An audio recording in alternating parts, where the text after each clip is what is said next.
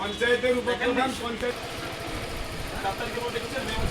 7 তারিখে পঞ্চায়েতে দেখেছেন কিনা কেউ ব্যক্তিগতভাবে দেখতে পারে, পঞ্চায়েতে দেখেছে কিনা।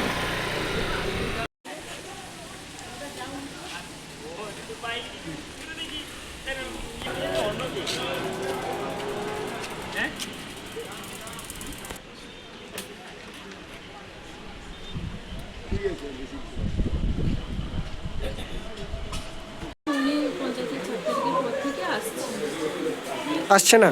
না, কি কারণে আসছে না কিছু কি জানেন? এটা তো আমি বলতে পারবো না ওনার কি কারণ। আমি প্রথমে আসছিলাম না, জনসাধারণের কথা ভেবেই আমি আসছি। পঞ্চায়েতটা চালিত যাতে থাকে, জনগণ যাতে পরিষেবা পায় সেই চেষ্টাই করছি। উনি না আসার কারণে বেশ কিছু কাজও তো থমকে যেতে পারছে। সেটা হয়তো সমস্যা হচ্ছে সময়, কিন্তু আমি চেষ্টা করছি কাজগুলো সময় মতো হওয়ার জন্য। কি চাইবেন উনি কি আবার আসুক বা? সেটা বলতে পারবো না। কি নাম আপনার? অঞ্জলি সিংহ, প্রধান, গঙ্গাসাগর গ্রাম পঞ্চায়েত। আমরা আজকের এই পোস্টারটা দেখলাম যে হরিপদবাবু পঞ্চায়েতে আসেনি, পঞ্চায়েতের থেকে নিচ্ছে, কিন্তু আমরা চাইছি উনি পঞ্চায়েতে প্রত্যেক দিনের ন্যায় 10টা to 4টা আসুক এবং মানুষকে পরিষেবা দিক। মানুষকে পরিষেবা দেওয়ার জন্যই তো উনি উপপ্রধান হয়েছেন, কিন্তু উপপ্রধান থেকে উনি কেন আসছে না আমরা কিন্তু জানতে পারছি না। আর যে সমস্ত কাজগুলো আটকে রয়েছে সেই সমস্ত কাজগুলো সাধারণ মানুষও পরিষেবা পাচ্ছে না, আর উনিও আসছেন না। কারণ কি আমরা নিজের থেকেই কোনো বুঝে উঠতে পারছি না। তবে আমরা চাইছি, আমরা এই গঙ্গাসাগর গ্রাম পঞ্চায়েতের সাধারণ একজন ভোটার বা সাধারণ কর্মী হিসাবে আমরা চাইছি যে উনি পঞ্চায়েতে আসুক, পঞ্চায়েতে এসে নিজেদের কাজগুলো বুঝে নিক এবং গঙ্গাসাগর গ্রাম পঞ্চায়েতের আন্ডারে যে জনসাধারণ রয়েছে তাদেরকে সে পরিচালিত করুক এবং তাদের কাজগুলো যাতে সলভ করতে পারে। এই যে অন্নপূর্ণা যোজনা, তোমার এসসি কার্ডের বিষয়, অন্যান্য যাবতীয় যার যে পরিষেবাগুলো আসছে, কৃষক বন্ধু, এই যে সমস্যাগুলো হচ্ছে সেই সমস্যাগুলো সমাধানের মধ্য দিয়ে পরিচালিত হোক। উনি না আসার জন্য কি অসুবিধা হচ্ছে? উনি না আসার জন্যে মানুষ এখানে এসে দিনের পর দিন ঘুরে যাচ্ছে এবং এলাকায় বিক্ষোভ দেখাচ্ছে যে পঞ্চায়েতে উনি আসছেন না কেন, এই কাজগুলো আমাদের হচ্ছে না। এই বিষয়গুলো নিয়ে আপনাদের কাছে এইটুকু বলতে চাই যে উনি গঙ্গাসাগর গ্রাম পঞ্চায়েত যেমন পঞ্চায়েতে যেমন উপপ্রধান সাহেব ছিলেন, ওনার টার্ম তো শেষ হয়নি, তাহলে আমরা তো বা আমাদের জনসাধারণ যাতে আমরা পরিষেবা পেয়ে থাকি উনি উপস্থিত থেকে সেই পরিষেবাগুলো দিক।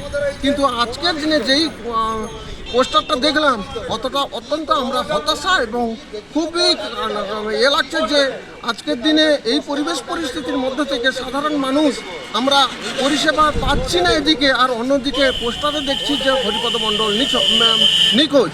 আমরা চাইছি উনি পঞ্চায়েতে আসুক, সাধারণ মানুষকে পরিষেবা দিক। আপনার নাম?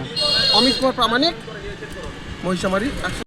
আমরা গঙ্গাসাগরের অধিবাসী হয়ে দেখে আসছি 2011 সাল থেকে এখানে হরিপদ মণ্ডল অলিখিত পঞ্চায়েতের কর্তা।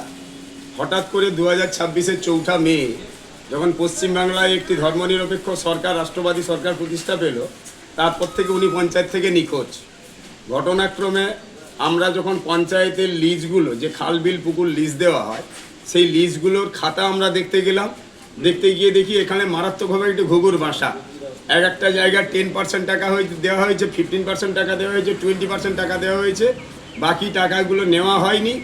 পঞ্চায়েত পার্টির নেতা হিসাবে কাউকে গিফট দেওয়া হয়েছে এবং কোনো লিজ হোল্ডার তারা আবার বলছেন 4 লক্ষ টাকার ক্ষেত্রে 2.5 লক্ষ টাকা পঞ্চায়েতে জমা দেখছি, বাকি টাকা বলছেন যে আমরা হরিপদ মণ্ডলকে দিয়ে দিচ্ছি, কিন্তু হরিপদ মণ্ডলের খোঁজ পাওয়া যাচ্ছে না।